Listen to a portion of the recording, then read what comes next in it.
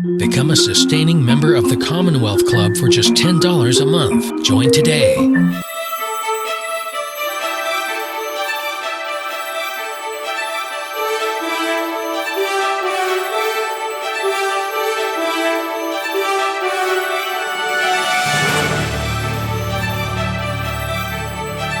Greetings and welcome to the Commonwealth Club of California.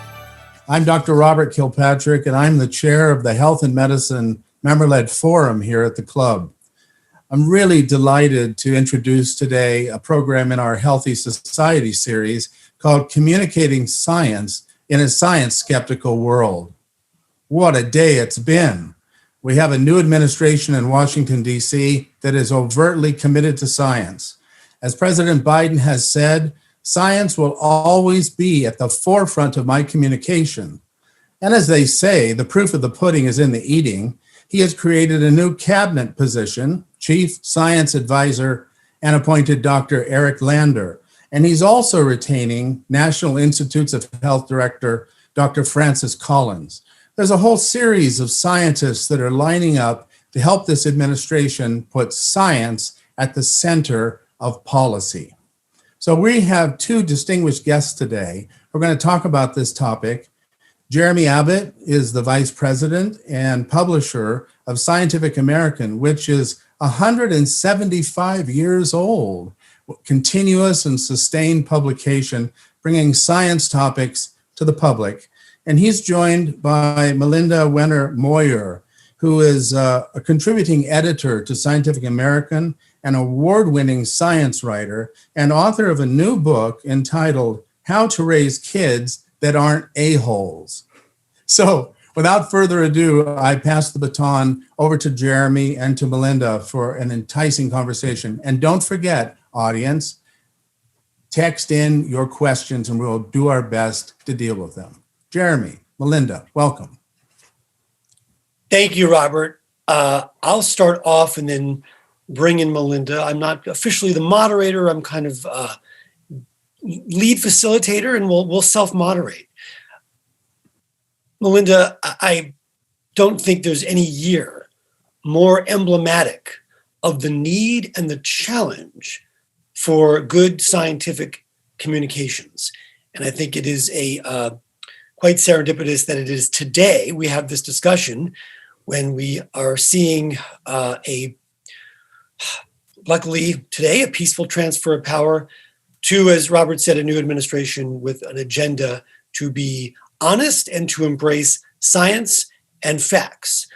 I can't imagine a time when the world needed scientific information that was vetted and sound more than this year. So I kind of want to start out with, why is this so important now? And when we think about science communication, and the other side of this is in a science skeptical world, there's a few different kinds of science communication. There's what you do as a journalist. You're kind of the lead intermediary between what scientists should be communicating and what the public sometimes wants to know about, but also needs to know about. And then there's, of course, why is the world so science skeptical? Some of it is anecdotal. Some of it, there is, studies that will show about our acceptance of facts that depressing in some ways. And so I've got my theories about this, and I will kind of go into them a little bit in a moment. But, you are in the forefront of communicating to the public the most critical issues around science and health.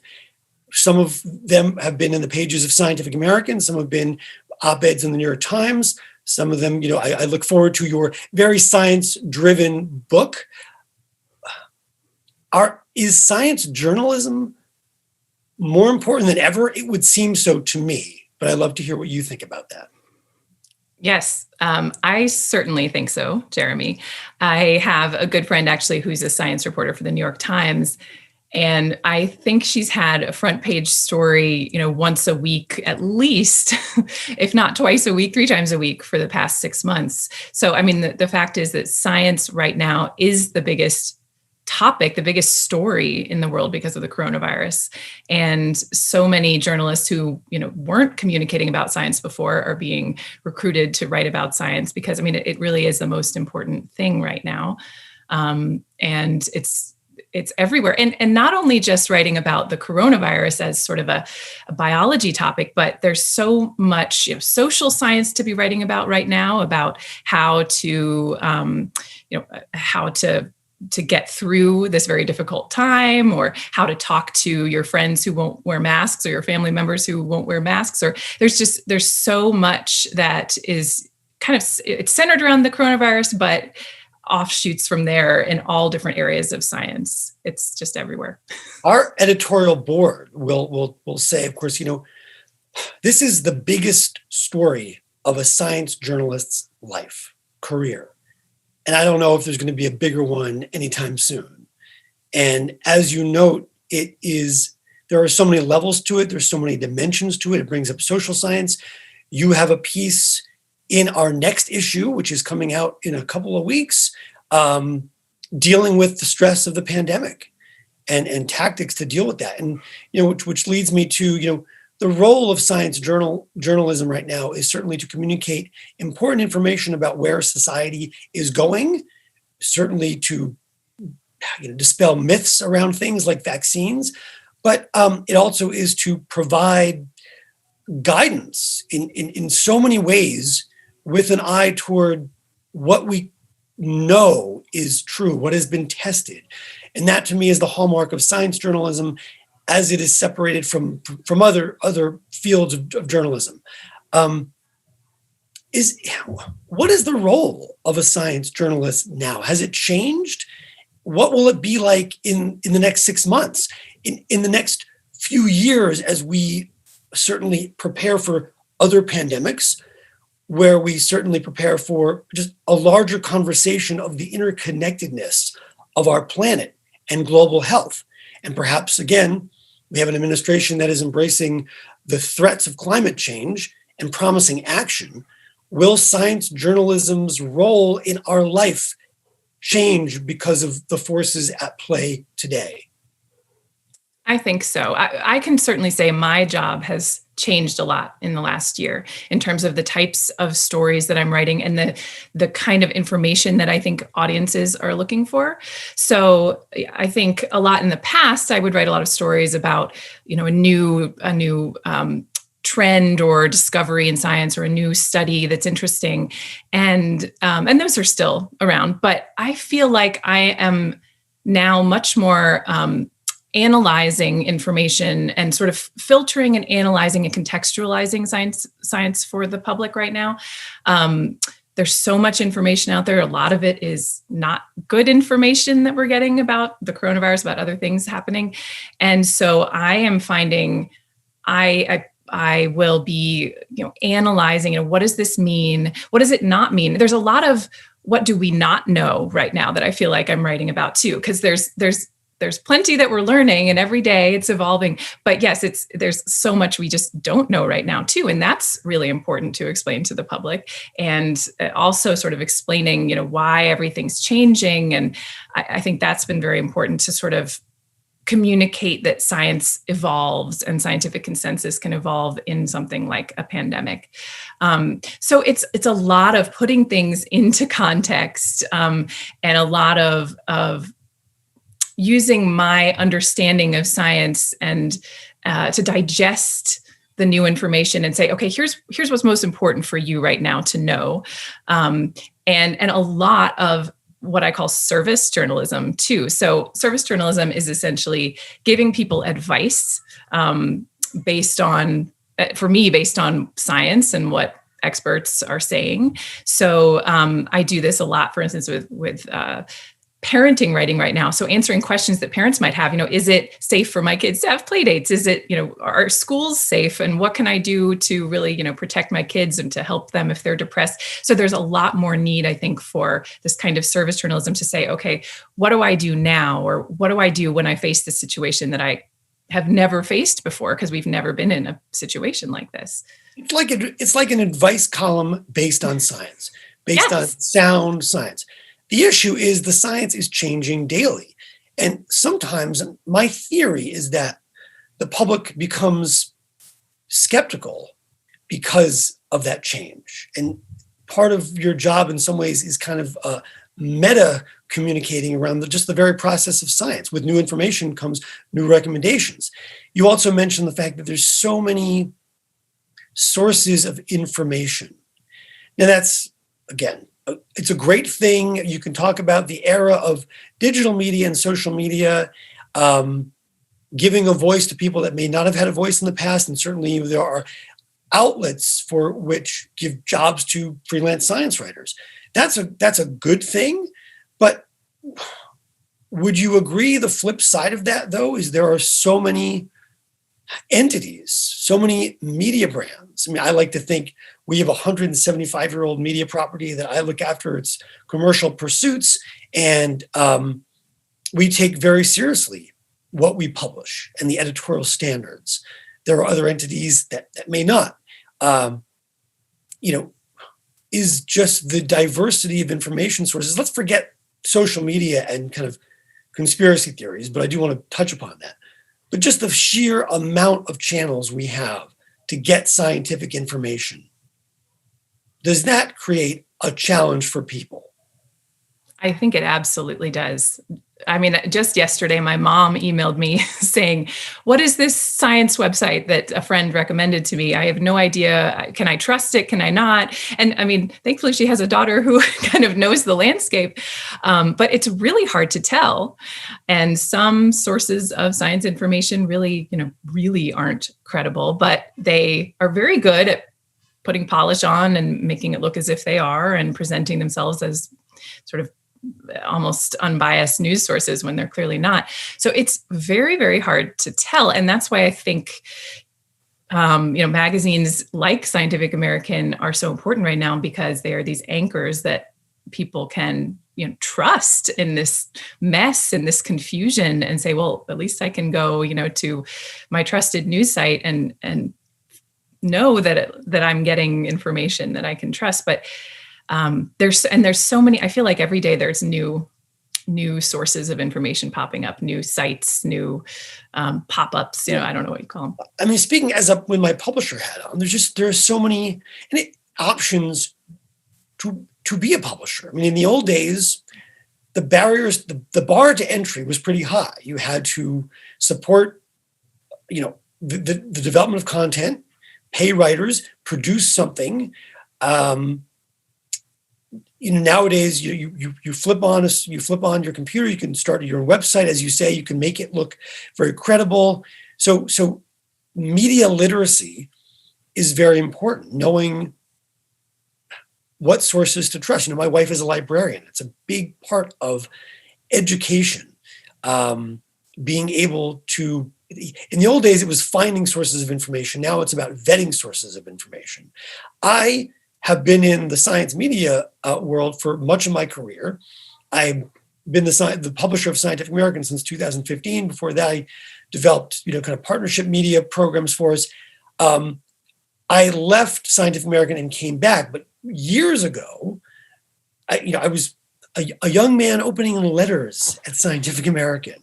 And I'll tell you, before the era of social media, you had these individuals who we would call conspiracy theorists, writing long form handwritten letters and sending them in. And one of my first jobs in my new career of science publishing at the time was to open these letters and route them accordingly within the organization.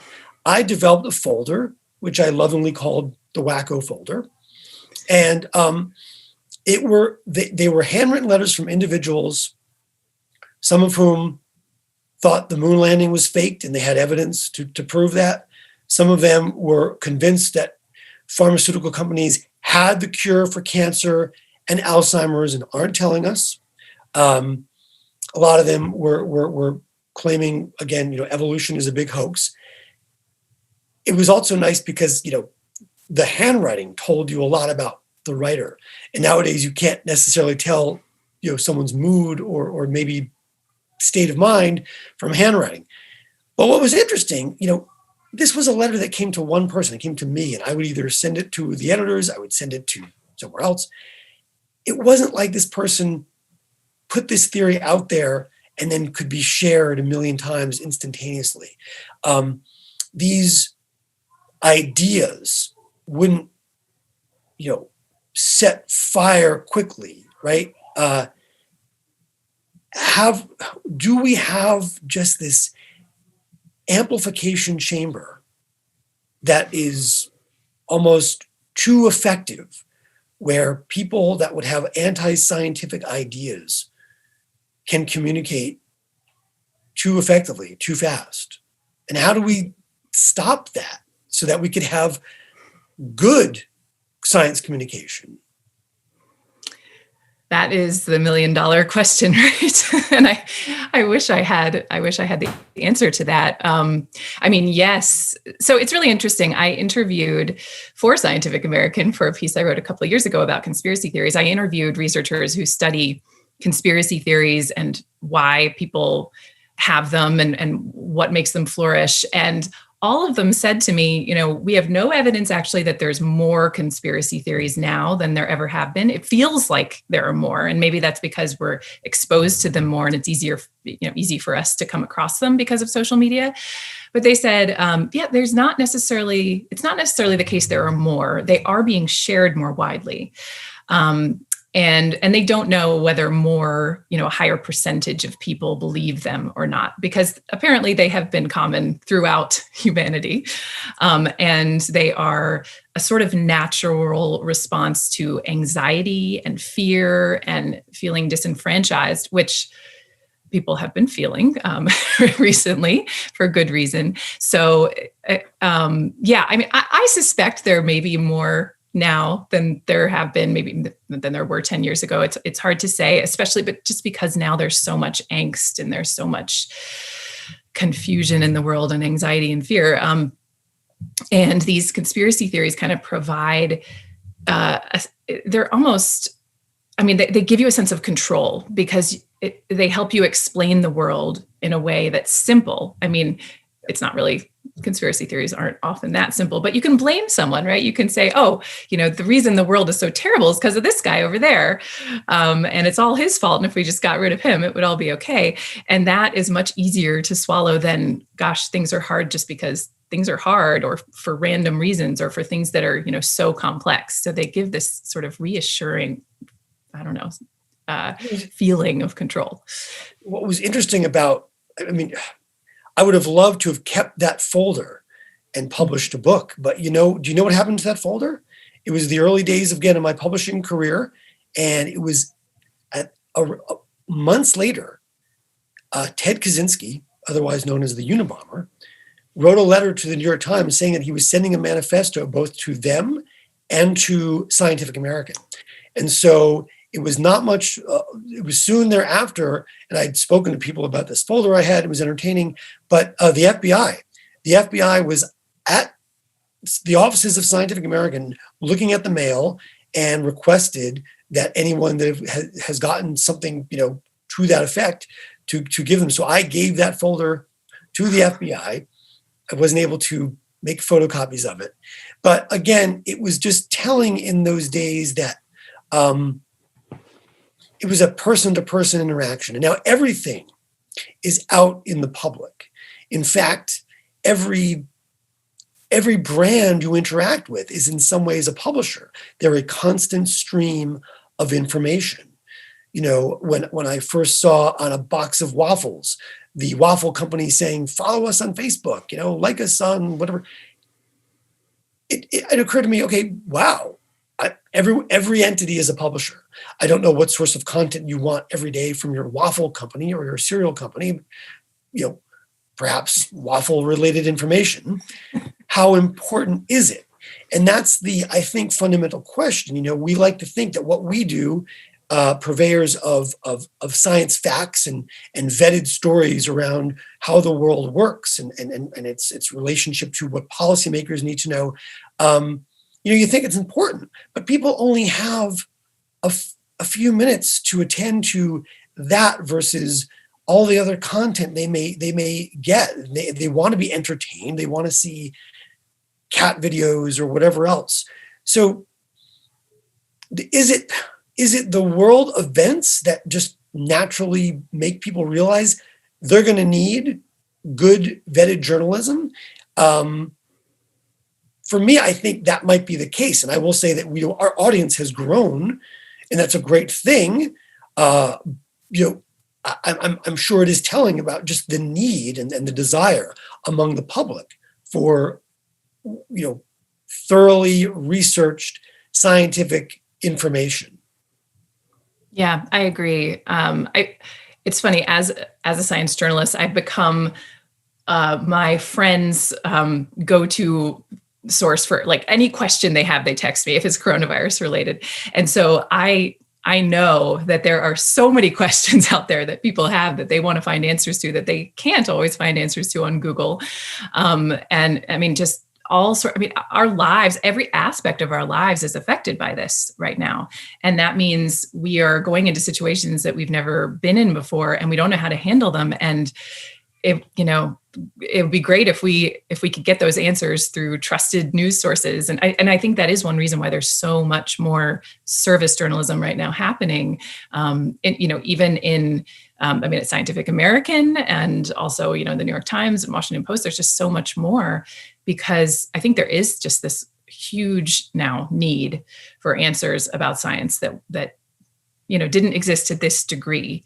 And I was going to ask you actually about how the audience has changed, because, on the one hand, we've had this very anti-science administration that is now gone.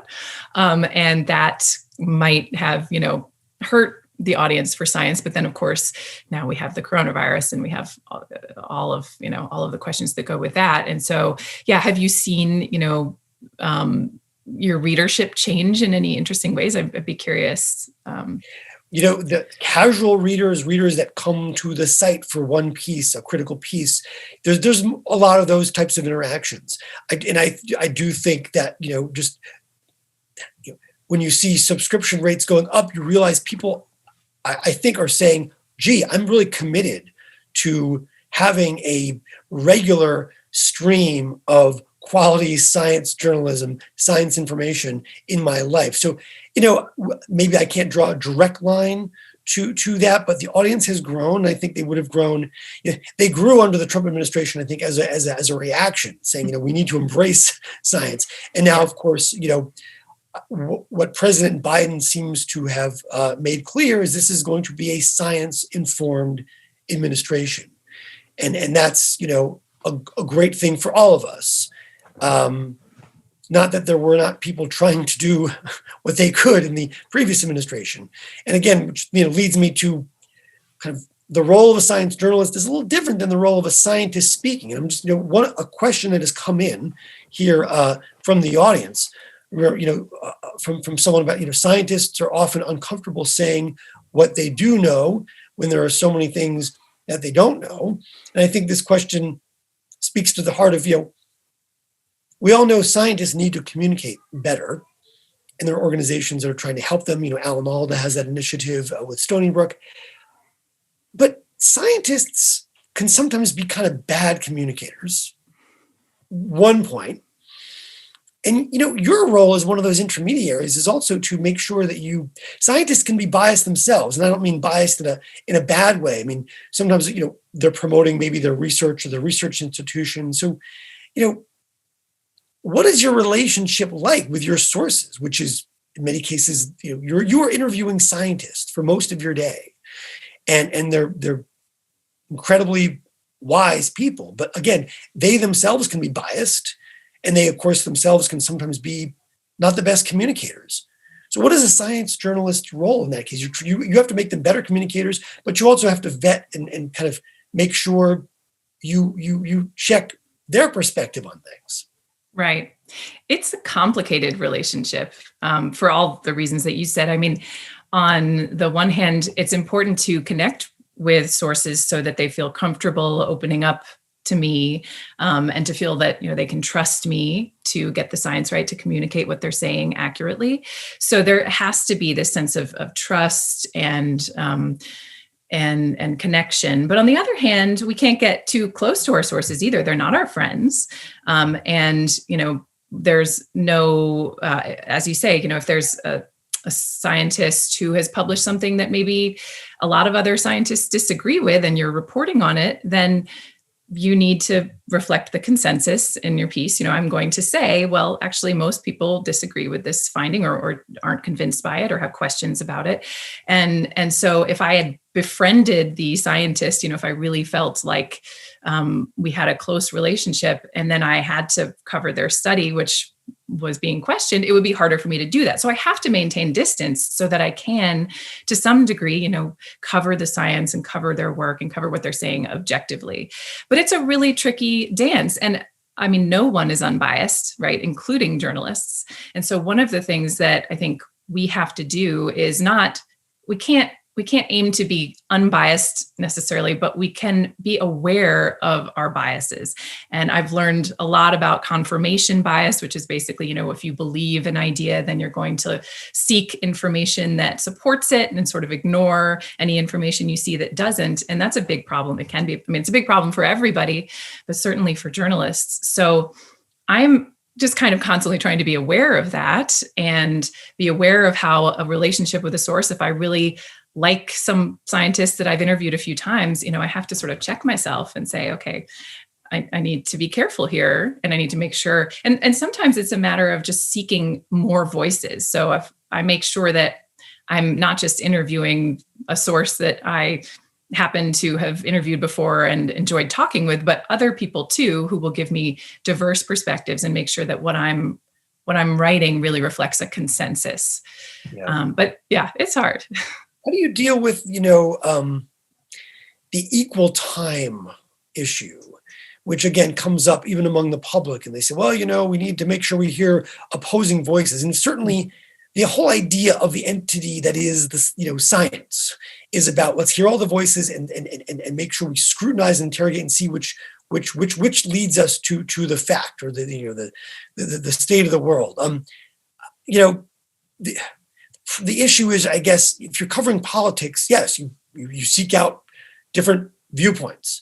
If you're covering science, equal time is a whole different animal in the world of science journalism. And I'm going to paraphrase Bill Moyers, but he kind of jokingly, he skewered the equal time concept by saying, we're going to have a half hour talking to Mother Teresa, then we're going to give a half hour to Mussolini. And there are just, it's an absurd thing. I mean, to me, it would seem that in covering a story, you want to give weight to opposing voices, but that weight should be commensurate with the number of and credibility of scientists that hold that viewpoint. And if you're covering something like an emerging story, emerging science, where there's not a huge consensus, how do you deal with that? Because that's certainly in the public's mind. They want to see, well, if you're going to talk about climate change, you got to bring out a guy who's, denies it. I mean, that's just not true. It's absolutely not true. And so, how do you deal with that day to day as a journalist that connects with a pretty wide public? Yeah, it's hard. I completely agree with you and everything you just said that, what you really want to be reflecting in your writing as a science journalist is the scientific consensus, wherever that lies. And that's where you want to give your weight. So I know this idea is sometimes called false balance or false equivalency, where you're giving equal weight to maybe two sides of a scientific issue where there's not equal weight in terms of consensus, right? So it used to be a really big problem with vaccine coverage. Newspapers or magazines would publish stories where they would have, two doctors saying childhood vaccines are safe and, please vaccinate your kids. And then two parents who said, I think vaccines are dangerous and I don't give them to my kids. And you have this sense of false equivalency here because obviously we know where the consensus lies. With with emerging science and in a pandemic, it is hard. And I find sometimes I just have to seek out more sources and more voices to understand really where the consensus is, because and sometimes there just is disagreement, and we don't know enough about something, and we just haven't learned enough. So the story ends up being about the fact that we don't know. And I think sometimes that's something I remember learning when I first was starting to, actually when I was in journalism school for science journalism, that there are a lot of different kinds of stories you can write. And I think initially we think, well, we have to write a story that has a very clear, argument and a very clear answer to it. And that's what we have to do. It has to have this just one, yes or no sort of angle. And that's not true. You can write very nuanced stories. And I think that audiences actually really appreciate nuance, especially, as readers of Scientific American, and you can really get into the reasons that there's not an answer yet or a clear answer yet. And why is this so hard to study? And why is there this disagreement? And that's actually sometimes the most interesting to me parts of science. I'm very attracted to the gnarly issues where we do have, disagreement. And I like thinking about, why is that? Is there bias involved? Is the science hard to conduct, and sort of teasing out the reasons for the confusion? I think that's really fun. I don't know, I may have gone off on a little tangent there, but not only is it a relevant tangent, one of the questions that came in is, can we define science? And of course, it is a process of not, always questioning, always improving. What I would consider, I guess, the two pillars of science, peer review, reproducibility. And I know there are a lot of people that feel like the first one's not as much actually the most important, but the idea of reproducibility, the idea of being able to interrogate the way the world works, interrogate nature, and say, this is, we know this, and other people have independently reproduced the results of our findings. And is the problem of reproducibility seems to come up too. Again, this is possibly maybe an inside baseball topic among science journalists, but it does get to the heart of the credibility of sources and how you can interrogate something and say, what, we don't know. There are nuances to this, and there are sometimes not answers, like the quest for amyloid, the amyloid hypothesis in Alzheimer's, and failed clinical trials for 30 years. How would you define this process? I mean, and can you help the public understand the kind of messy process of science as part of what you do as a science journalist? Right.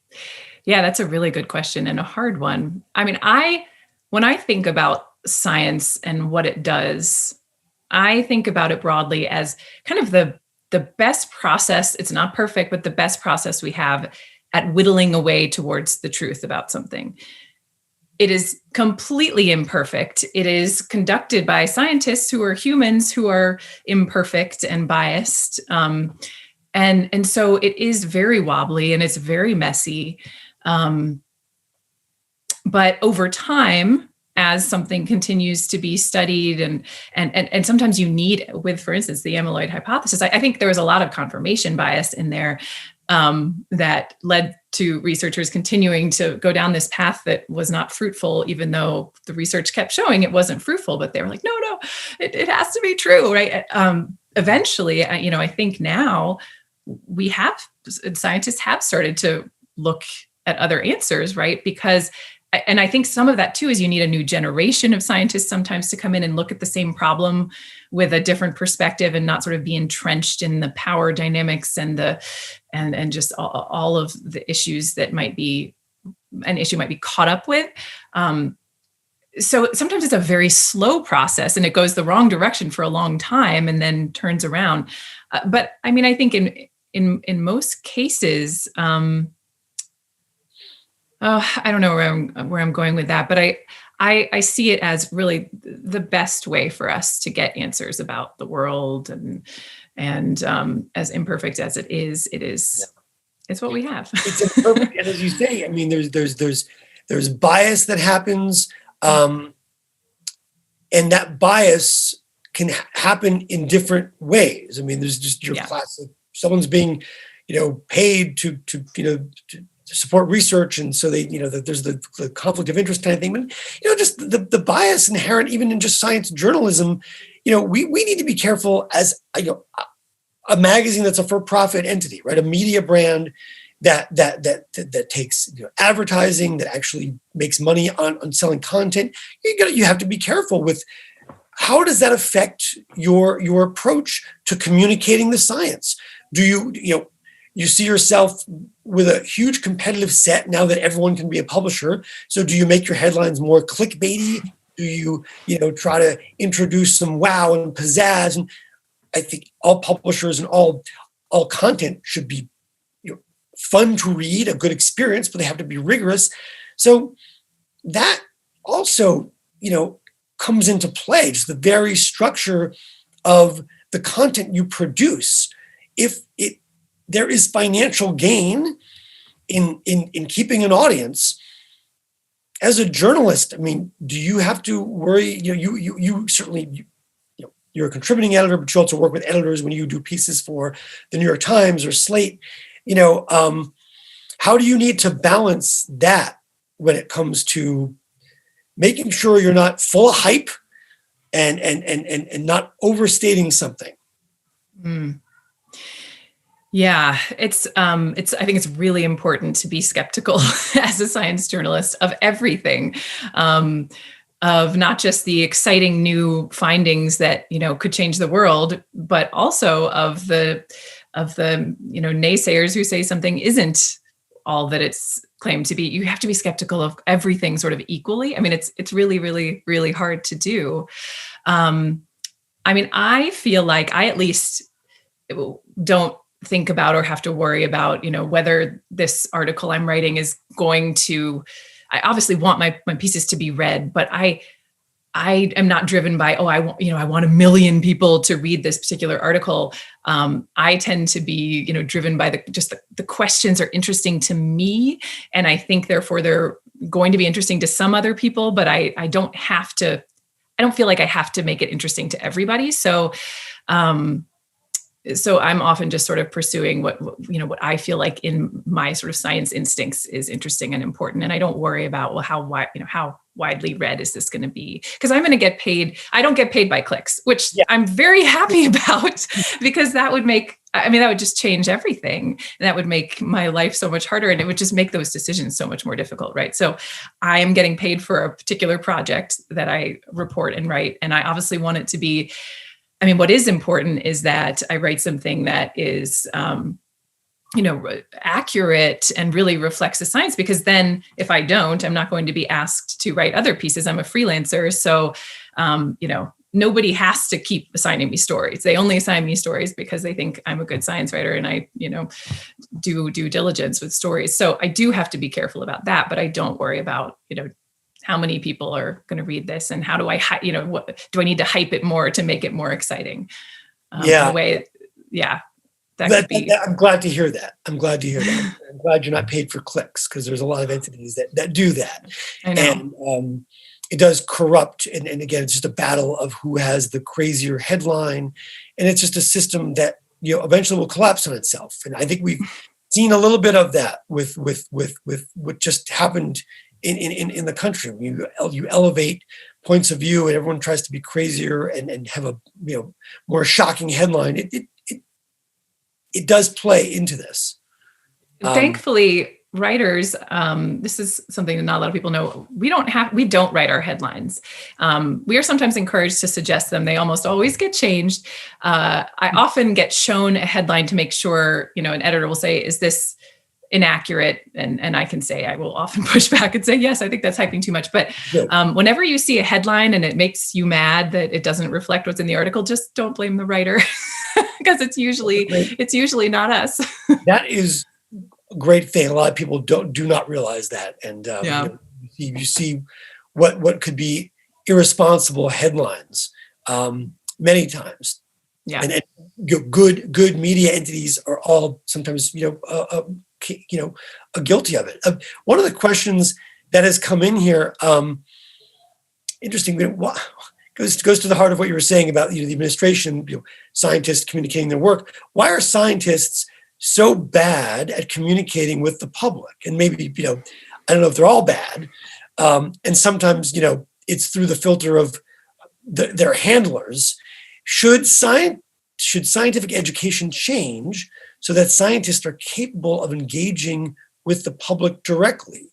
Now, it's an interesting question. Of course, we all are aware of the issues with Fauci and the friction between former President Trump.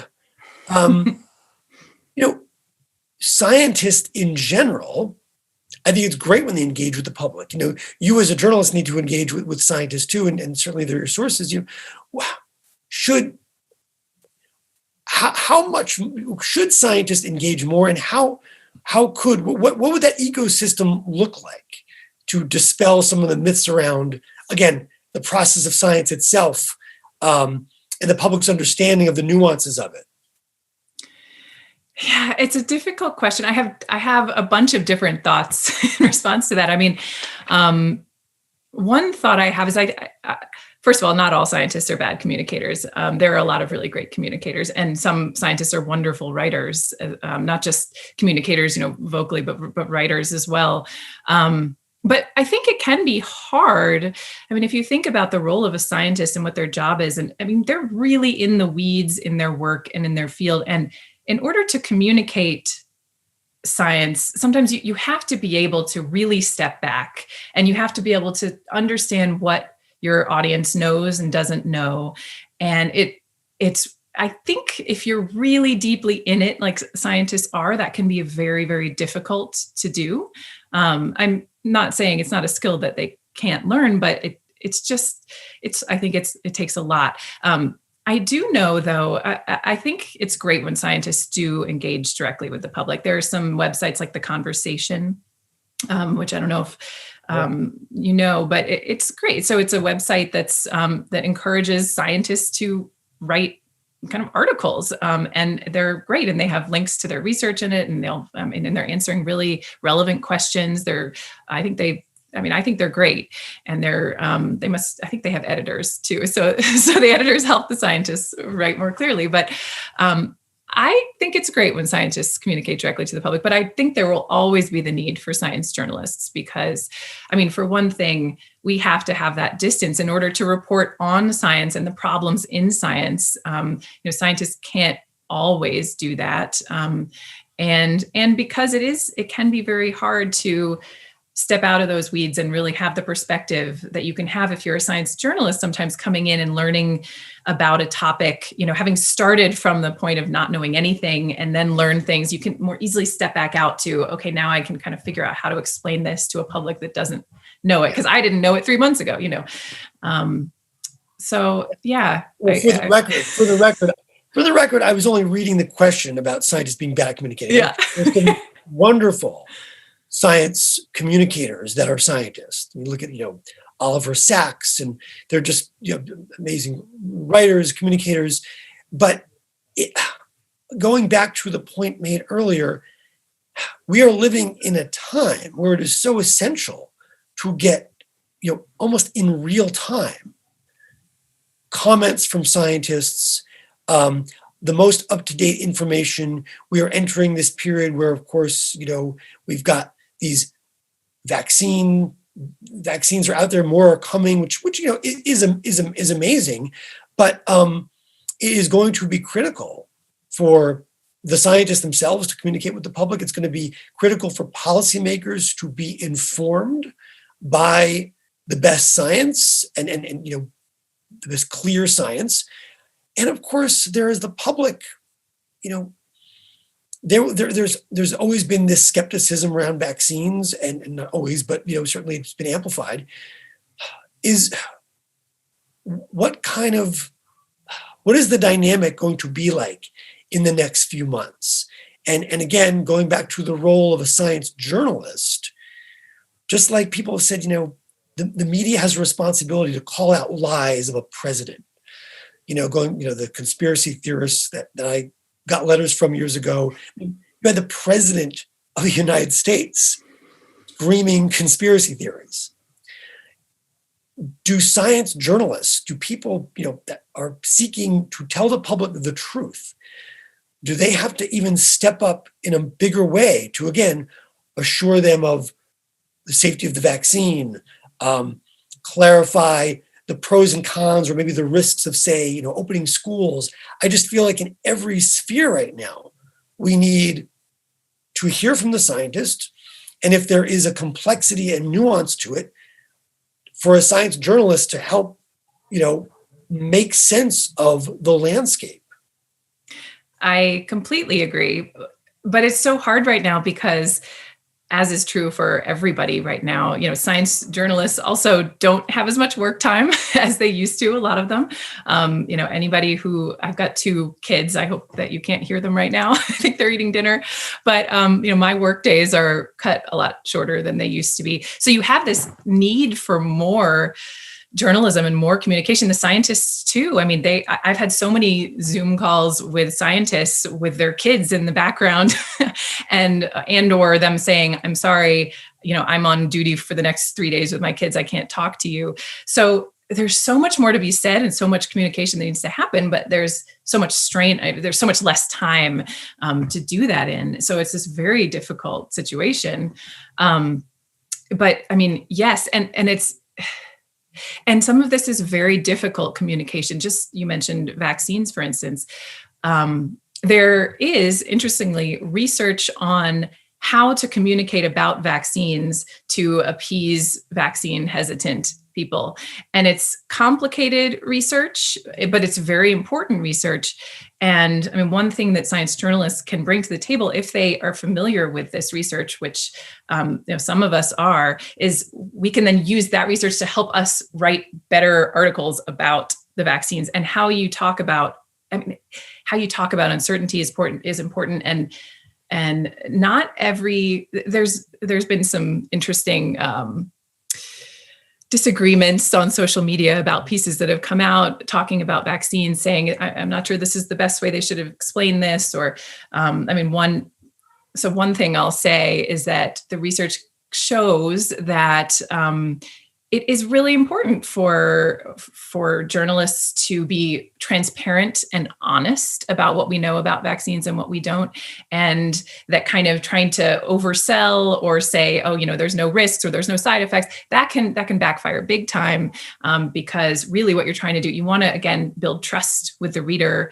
And if you say something that maybe isn't totally true because you're trying to get people to take the vaccine, that will come back to bite you, because they'll say, well, see, we can't trust you. You didn't tell us the whole truth. So it is really important to take care in how you communicate, but also be very transparent. And be very honest. Like science is a self-correcting process. It sounds like so is science journalism. Yeah. Yes. Using these tactics to then better inform the public, better connect, and better build credibility. I will say, just like there's bias everywhere, science is not free of politics. In an ideal world, it would be, but science questions the status quo. There's always going to be someone or some group who has an interest in the status quo. And by the very nature of questioning it, it's going to threaten someone's position, their power, their economic place, right? You did a story for us a few years ago, which is still one of the best pieces of science journalism I've ever read. And it was your story about guns. And the premise being that the science would clearly show more guns doesn't actually mean, more safety. In fact, the opposite. And we got a lot of letters about that. And I'm just curious, in researching that, and you, I think, went to your hometown how did you find it wasn't like you were trying to take a political stance. You were trying to get to the truth. You were trying to follow the science, as you always do, as you do in your new book. What was the challenge there with just the inherent kind of political, hot buttons in that story? Yeah, that was such an interesting story because it came just from the question. So a lot of times when you're a science journalist and you're trying to convince editors to give you an assignment, you have to have an angle that you've already reported, and you say, so I've talked to all these people and they've told me this, and I'm gonna argue this, or I'm going to explain this. And you kind of already know what the story is because you've done this pre-reporting. When that idea came to me, it came to me from my editor at Scientific American, and he said, we just have this question and we don't actually know the answer. And the question is, do more guns in people's homes, or guns that they might carry with them on their bodies, do those keep people safe, or do they make people more unsafe? And they said, we don't really know what the research says. We suspect it could be that guns don't actually keep people safe, but we want you to answer it. And I remember saying, okay, well, I don't know the answer myself right now, but I just want to make sure that if I do find guns do keep people safe, that's going to be okay. And, that you don't have, you haven't already decided what the story is. I just want to double check. And I know my editors and they're very careful, and but I just wanted to make sure, right? And I said, because I don't know the answer and I don't know what it's going to tell me, but I want to know that you really want the answer no matter what it is. And they said, yes, we want this no matter what the answer is. And so then I just dug in. It was quite an intense process of reading basically all of the literature I could find. Some of it's 40 years old, well, 30 years old, and really and talking to everybody I could talk to. And yes, it was a very political topic. I was nervous. I remember I was trying to take my information off the internet before the piece went up because I thought people might, try to come find me. And, I was scared. And the science was clear. It was very clear that more guns do not keep people safe. And it's clear in a number of ways that you sort of ask that question. And so I felt good in the end. I just did so much reporting and talked to so many people. And yes, there were a few people who had different opinions, but I'd looked at their research very carefully and was not convinced that their research was particularly sound. And so I felt very good. I felt like it was a scientific answer that I was giving, and not a political one. And that's the heart, again, of science journalism, topics that, again, are just, by their very nature, have become political. Tackling them through the lens of science, just really one of the most important aspects of what you do. I know that piece got tweeted out by policymakers, I believe a few senators, and it speaks to the heart of the importance, back to this communicating science to a sometimes science skeptical, or sometimes just unaware of what that process is. Policymakers are going to need more pieces like what you wrote. When you think about everything that will govern our society, everything that drives, from the safety of legalizing marijuana to what is in our food, to certainly what I hope is a renewed discussion around the threats of climate change, which, ironically, those that would say, oh, it's not as much of a threat, and turns out it's actually more of a threat than even the people that were giving us the most dire warnings were saying. And so I know you are prepared to step up your game in the next few years, but it's going to be those pieces like that will you go into it with an open mind, and you follow the data. That is going to be ever more important, both for the near future and the devastating situation that we find ourselves in, 400,000 plus death toll in just the US from this pandemic, to again, other global health issues that will become relevant in the years to come. So it is such a noble role to take on, what you do, and certainly we were proud to publish that piece. And I'm hoping you got more love mail than hate mail about it. I did. And I had some very interesting conversations about it too. I'm thinking of, there was an AM radio show that asked me to come on for an hour and a half or something at midnight one night. And it was kind of a pro-gun radio show. And I said yes. And we actually had a really constructive conversation. It was really interesting.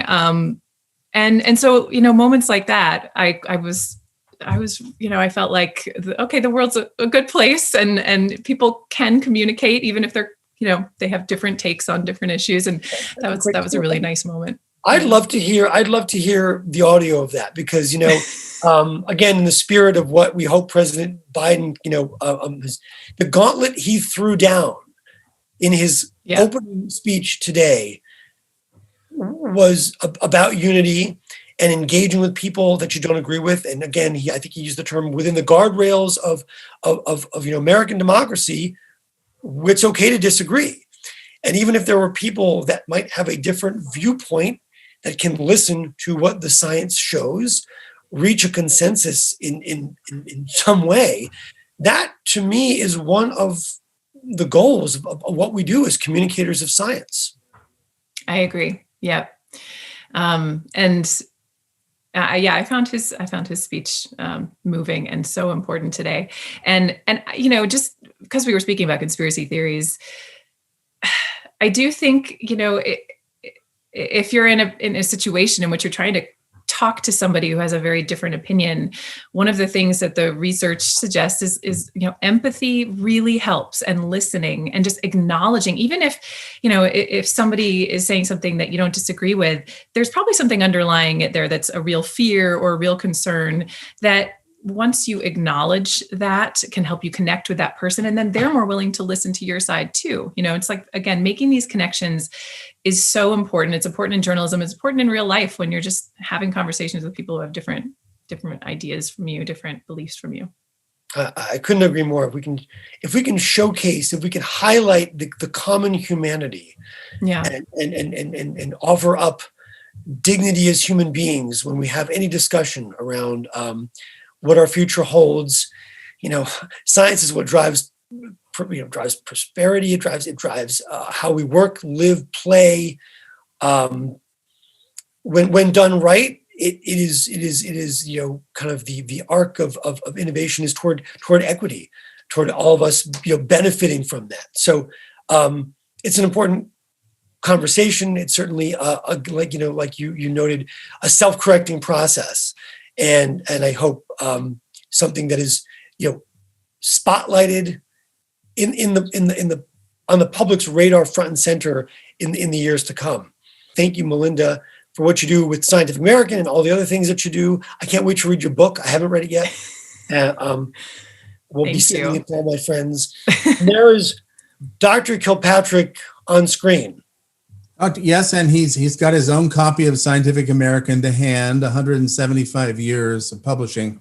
I'm a subscriber, and I really enjoy reading the magazine, and I also enjoy reading your work, Melinda. So look, I thank both of you, Jeremy and Melinda, for an illuminating talk today. Certainly, I've got a lot of questions in mind and ideas, and I may even email them to you. I also want to thank our audience today for tuning in. For 117 years, the Commonwealth Club of California has provided a forum like today, open to all, for the impartial discussion of public issues important to our membership, our community, and our nation. And I cannot think of a public asset more valuable at this time in history than the Commonwealth Club, with an ethos such as that. But now that we're offering digital programming, we also have a global audience. Our two speakers are not based in the San Francisco Bay Area. And in the past, of course, speakers had to be in the clubhouse and audiences had to be in the clubhouse. So I think we are also breaking new ground in terms of cultivating a global audience and stimulating global conversation alongside Scientific American. I invite all of you to become members of the Commonwealth Club if you're not already a member. It's as inexpensive as $10 a month, and that gives you free access to many of the programs. If you are already a member, I thank you. And with that, I say good night. Take care.